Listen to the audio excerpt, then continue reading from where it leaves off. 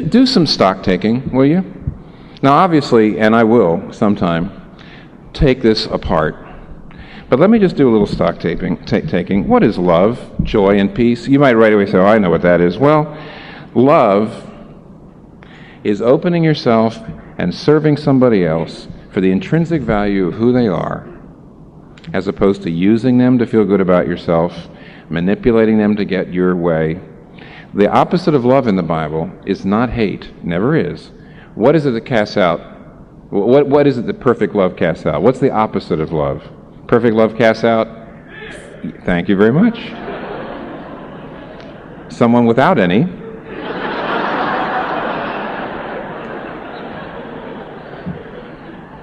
Because you see, the opposite of love is not hate. The opposite of love is self-protection. Self-protection. You cannot love and protect yourself.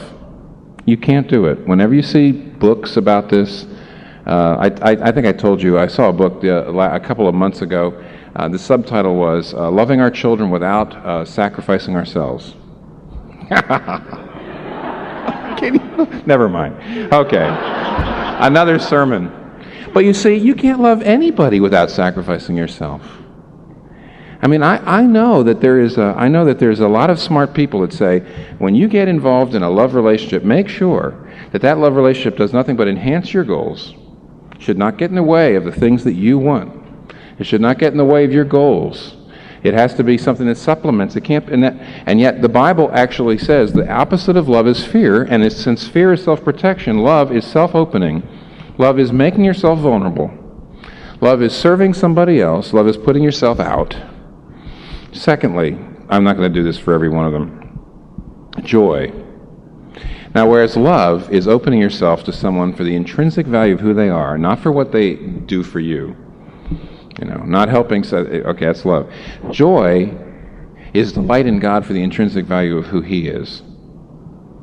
The counterfeit of love is selfish affection, where you're really using people in order to get a good feeling for yourself. The counterfeit of joy is, I guess, what you call elation, where you are rejoicing in the blessings, not the blesser. You may be filled with joy for God, but it's because He's answering your prayers and He's doing what you want, and you're using Him. You see, joy and love are extremely, extremely alike, only they have to do with horizontal and vertical. Joy is delight in God for who He is. And of course, if you can delight in God for who He is, if you're really good at that, you are absolutely the most powerful person possible. Because circumstances don't matter.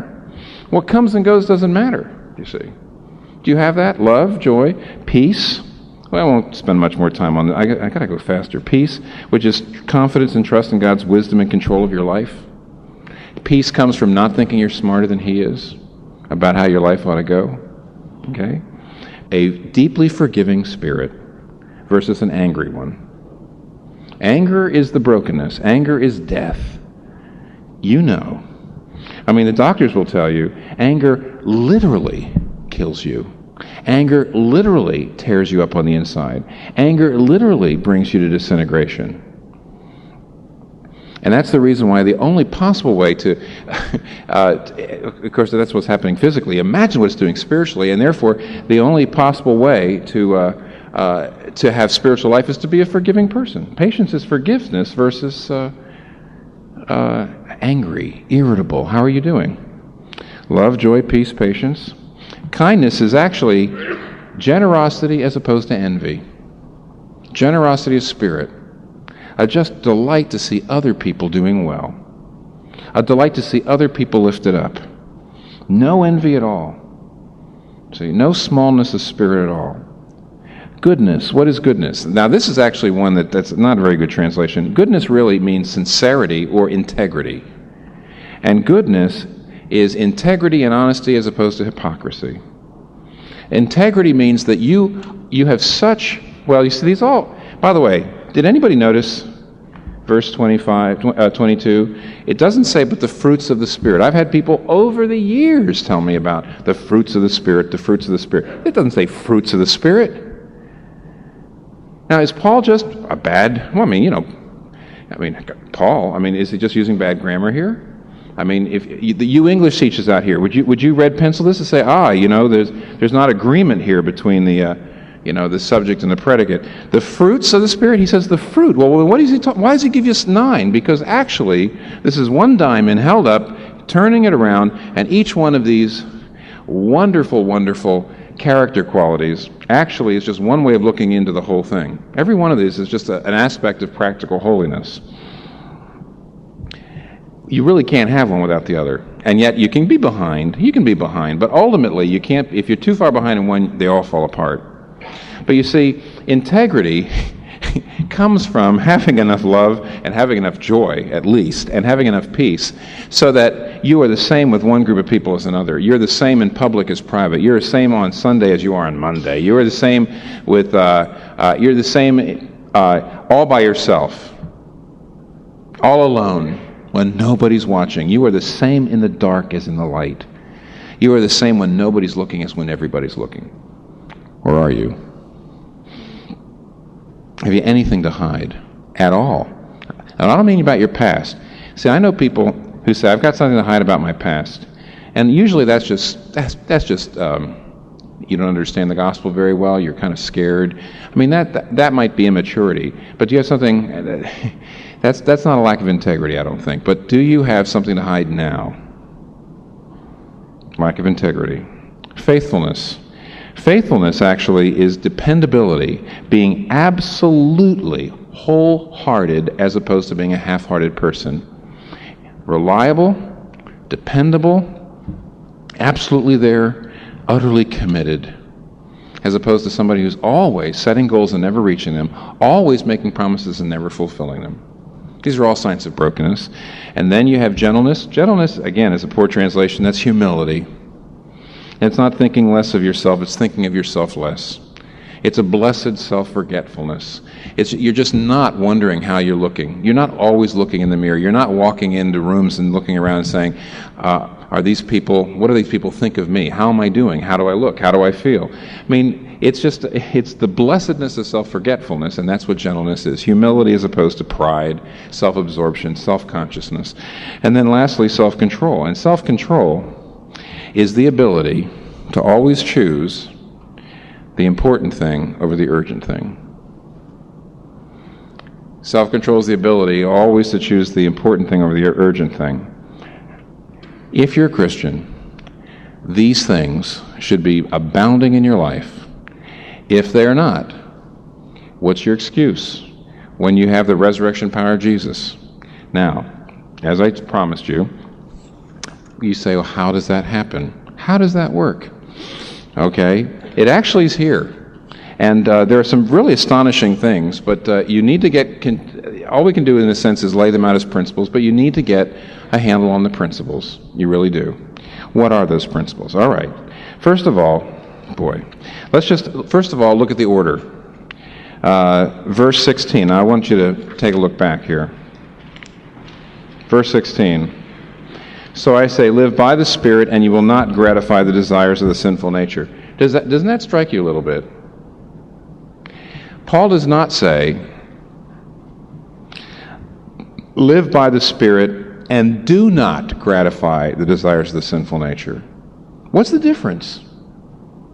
Now we have to be very, very careful here, because I want you to know that there are places where Paul says, don't sin. There's places where he says, don't gratify the desires of the sinful nature. Don't do the bad things. Don't hate. Don't lie. It's all the opposite of the fruit of the Spirit. Mm-hmm. Don't be selfish. See? Okay. Don't be filled with fear. Don't be hateful. Don't be bitter. See? Don't use people. Don't break your word. In other words, there's times where of course he says that, but if you look carefully, there is something he says that you've got to do which will lead to the undermining of the sinful nature. He says, so I say, live by the Spirit, and you will not gratify the desires of the flesh. Which means that there is a spiritual discipline that's deeper than just trying harder. Doesn't mean you shouldn't try. Doesn't mean you shouldn't just say no sometimes, but there's a spiritual discipline that goes deeper. Let's go on. Let's talk about that spiritual discipline. So that's the principle. There's a dynamic here. Secondly, The second thing we learn is your main target. The main target, if you want deep change, the main thing that you want to bring all your resources of the gospel to bear on, the main thing, and some of you, if you've been with me a long time, you're going to say, again? And it's not because I'm repetitious, because the Bible's repetitious, I want you to know. It's not because I just don't have anything new to say. It's just that it keeps coming up. And what is it? In verse 16 it says, "So I say, live by the Spirit, and you will not desire, and you will not gratify," what? Now, in the old authorized version, it says, "the lusts of the sinful nature." And the same word shows up down in verse 24. "Those who belong to Christ Jesus have crucified the sinful nature with its passions and its lusts." Well, the trouble is, when you see the word lust, everybody that uses the English language, now when you see the word lust, right away you think of sex. And that's the reason why the modern translators don't translate it that way. So they put in desires. But that, if anything, is even worse. What do you mean the desires? The problem here in every single pastoral book, everything that Paul writes, he says this in Galatians, he says it in Ephesians, Peter, 1 Peter, John, James, every single person who writes in the New Testament a pastoral book, a counseling book, a letter to somebody trying to help them grow, every one of them, it comes right down to this. The problem in your life, the thing that the sinful nature is producing, are epithumia. That's the Greek word. It's translated desires, that's too weak. It's translated lust, that's too misleading. It's a word that means an over-desire. Epithumia literally means an over-desire, a super-desire, an overwhelming desire. And Paul is saying here that this is the secret. You've got to figure out a way to crucify, you've got to bring all the resources to bear on your over-desires. Now, the reason this word is so important, and the reason this is so important for you to understand, is the average Christian thinks the big problem is your desire for bad things. I drink too much. I hit people when I get mad.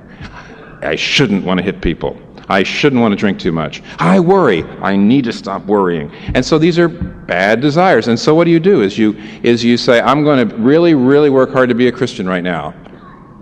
And that's, but see, Paul has said, he doesn't say, live by the Spirit and do not fulfill the desires of the sinful nature. He says there is a dynamic by which we have to destroy the over-desires of the sinful nature. Your problem is not desires for bad things, but inordinate over-desires for good things.